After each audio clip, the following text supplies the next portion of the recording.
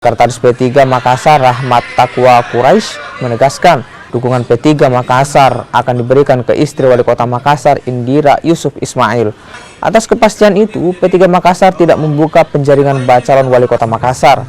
P3 beralasan Indira memiliki modal yang kuat selama 10 tahun mendampingi Dani Pomanto sebagai Wali Kota Makassar.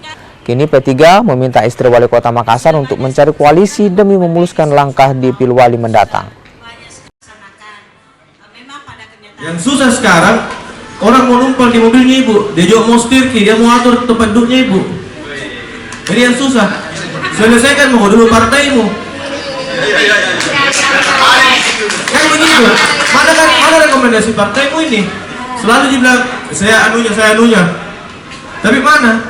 Hari ini P3 tidak membuka pendaftaran, karena itu buang-buang waktu. Kalau aku tahu dia gini, seperti partai lain, ada 9 surat tugasnya. Kita mau maju persyaratannya kan mesti dapat kursi dari partai, dan itu tidak satu partai, mesti koalisi. Tidak ada partai yang cukup yang mau mendukung kita sehingga koalisi itu wajib. Nah, kalau orang minta bahwa harus begini, ya namanya juga tawar-menawar, namanya juga negosiasi, sah-sah saja. Tapi kan kita selalu bilang bahwa ini demokrasi, harus kita diskusikan.